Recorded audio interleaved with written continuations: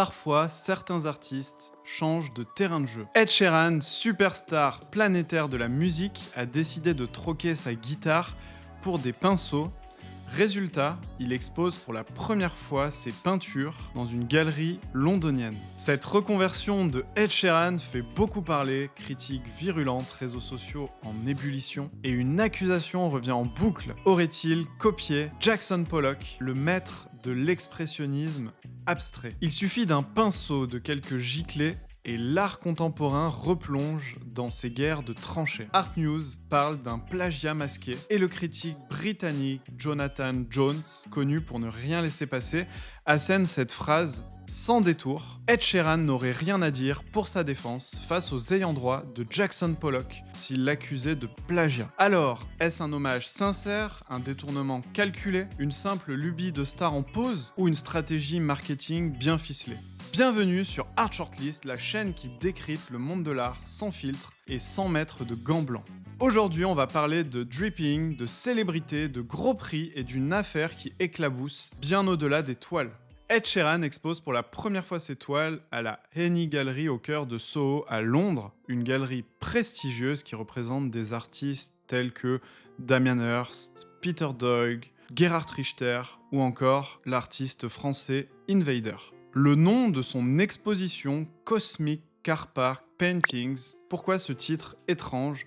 Parce qu'en 2024, pendant les pauses lors de sa tournée britannique, Ed Sheeran se levait chaque matin pour peindre dans un parking désaffecté de Soho. Ce n'est pas une simple rumeur, c'est même lui qui le dit dans une vidéo postée sur Instagram. On le voit, combi blanche, pinceau à la main, dans ce parking. En description de cette vidéo, voici ce qu'écrit Ed Sheeran. Je peins quand je ne travaille pas sur un disque, juste pour faire quelque chose de créatif avec mon cerveau. L'année dernière, j'ai utilisé beaucoup de mon temps de pause entre les tournées pour peindre. Je courais jusqu'à un parking désaffecté de Soho tous les matins pour peindre, puis rentrer chez moi en courant. Il a une nouvelle passion pour la peinture et il précise aussi dans le même post, c'est surtout un jet de couleurs sur des toiles pensées à Jackson Pollock, mais avec de la peinture ménagère bien colorée. Donc au final, il ne cache pas son inspiration pour Jackson Pollock, il la revendique ouvertement. Ce n'est pas une coïncidence, c'est un clin d'œil assumé. Mais voilà, ce qui ressemblait à un simple hobby personnel pour Ed Sheeran débouche soudain sur une exposition dans l'une des galeries les plus cotées de Londres. Forcément, qui s'y frotte s'y pique, le monde de l'art n'a pas tardé à réagir. Alors, hommage ou copie, la polémique commence vraiment à enfler dès l'apparition de l'annonce officielle de l'exposition. Les médias spécialisés s'en mêlent et le ton est loin d'être complaisant. C'est Art News qui dégaine en premier en disant une ressemblance trop évidente avec Jackson Pollock pour qu'on y voit un simple clin d'œil. Ensuite, le Guardian, par la voix du redouté critique Jonathan Jones, enfonce le clou avec sa verve habituelle. Le critique nous dit « Ed Sheeran n'aurait rien à dire pour sa défense face aux ayants droit de Jackson Pollock s'il l'accusait de plagiat. » Il poursuit en disant « Il peut singer une éclaboussure de Jackson Pollock, mais il n'y a pas de sentiment, pas de vérité. Pollock, lui, mettait toutes ses tripes sur la toile. Il continue même sans prendre de détour. Si ses chansons ont pu éviter le procès pour plagiat, ses peintures, elles, n'ont aucune défense. C'est un hommage, disons plutôt une imitation un peu vaine. » Bon, ce qui dérange vraiment ici, c'est que la galerie Henny, pourtant prestigieuse vitrine de l'art contemporain, ne cite nulle part explicitement le nom de Jackson Pollock, aucune mention directe, aucune référence assumée au peintre américain, comme si ces éclaboussures multicolores sortaient de nulle part. À ce stade, ce n'est plus vraiment la qualité des toiles de Ed Sheeran qui interroge, mais plutôt ce qu'elles évoquent. Car derrière la polémique, il y a une question beaucoup plus large. Peut-on s'approprier un langage visuel aussi fort que celui de Jackson Pollock sans se brûler les ailes?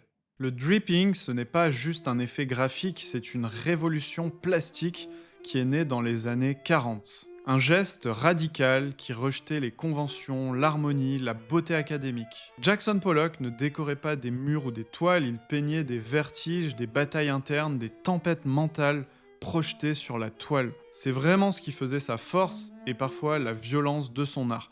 Alors, quand un artiste aussi populaire que Ed Sheeran reprend ce style ou cette gestuelle dans une version plus lisse, plus accessible, presque instagrammable, forcément ça passe mal auprès des admirateurs de Jackson Pollock. Le fait que Ed Sheeran se mette à peindre n'est pas du tout un fait isolé. Ces dernières années, les célébrités qui se sont lancées dans les arts plastiques se sont multipliées. Brad Pitt, Jim Carrey, Sharon Stone, Johnny Depp, Bob Dylan et tant d'autres. Ils peignent, sculptent, exposent, et certains d'entre eux ont même du talent.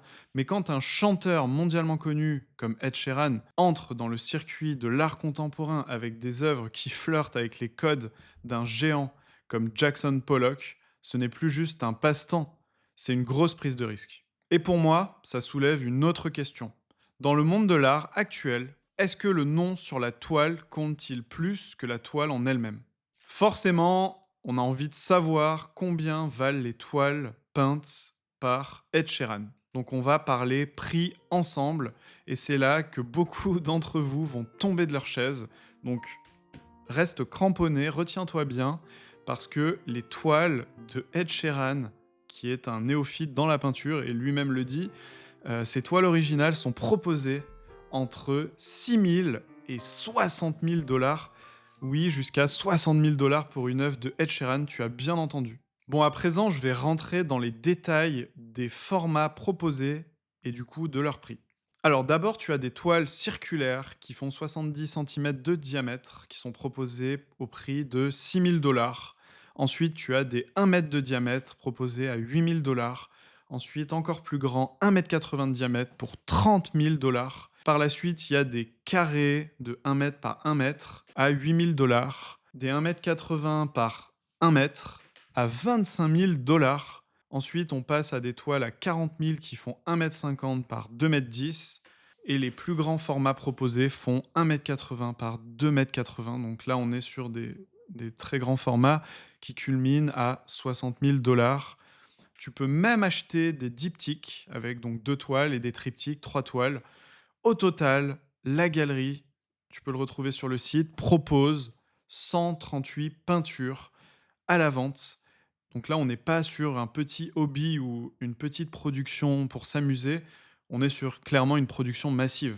Et c'est pas fini parce que maintenant, on va passer aux éditions. Il y a une série de 6 tirages qui est proposée par la galerie et chaque unité vaut 1250 dollars. C'est un format de 80 par 80 à chaque fois et c'est un tirage limité dans le temps. C'est quelque chose qui se fait énormément actuellement dans l'art contemporain. Les impressions en fait sont disponibles jusqu'à une date butoir, mais sans quantité fixée à l'avance. Autrement dit, tant qu'on commande dans les temps, il est possible d'acheter. Ed Sheeran précise également que tous ses bénéfices à lui iront à sa fondation pour soutenir l'éducation musicale au Royaume-Uni. Il a écrit Art will found art, l'art financera l'art. Je trouve que c'est louable sur le papier, mais ça ne suffit pas à calmer les critiques visiblement. Car ici, la question n'est pas seulement financière, elle est presque philosophique.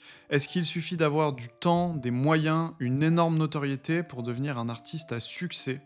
Ou faut-il au minimum une vision, une nécessité intérieure, une exigence? Bon, on parle de notoriété, mais ce qui crispe ici, c'est que les œuvres de Ed Sheeran empruntent un langage visuel ultra codé, sans vraiment en porter le poids historique, intellectuel et même émotionnel. Et que cette incursion dans l'art soit validée, amplifiée, légitimée par une galerie comme Eni, ça fait une énorme caisse de résonance, mais il n'y a pas de contexte, aucun recul, aucune explication.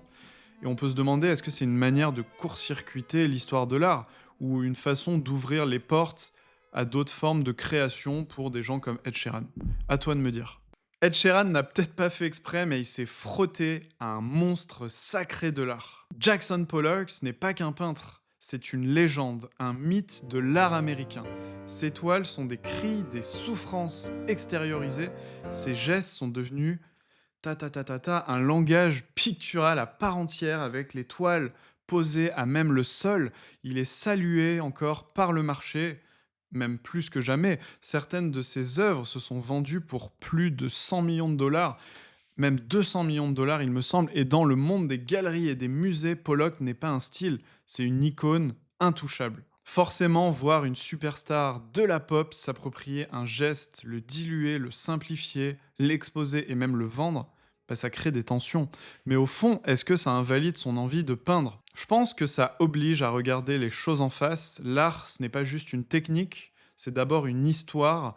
Et quand on s'y inscrit, même naïvement, il faut accepter que l'histoire nous réponde. Alors, plagiat ou clin d'œil à une légende? Comme souvent dans l'art, il n'y a pas de vérité unique, mais une chose est sûre, l'art, ce n'est pas qu'un geste, c'est une intention, une prise de risque. En exposant ses toiles, Ed Sheeran s'est frotté à un monde exigeant qui n'oublie rien, pardonne rarement, mais qui regarde et juge souvent.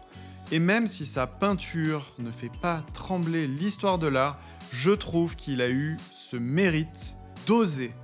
Oser poser ses couleurs, ses doutes, ses inspirations sur des toiles face au regard du monde. Et ça, dans un univers aussi cadenassé que le marché de l'art, c'est déjà une preuve de courage. Si cette vidéo t'a plu, pense à t'abonner à Art Shortlist, à liker, partager autour de toi et surtout à nous dire en commentaire ce que toi, tu en penses. Et est-ce que l'art doit rester un territoire réservé, protégé par ceux qui en détiennent les codes, ou est-ce qu'il est au contraire fait pour être bousculé, questionné, même maladroitement, par ceux qui osent y entrer? À toi de me dire, vive l'art et à très vite.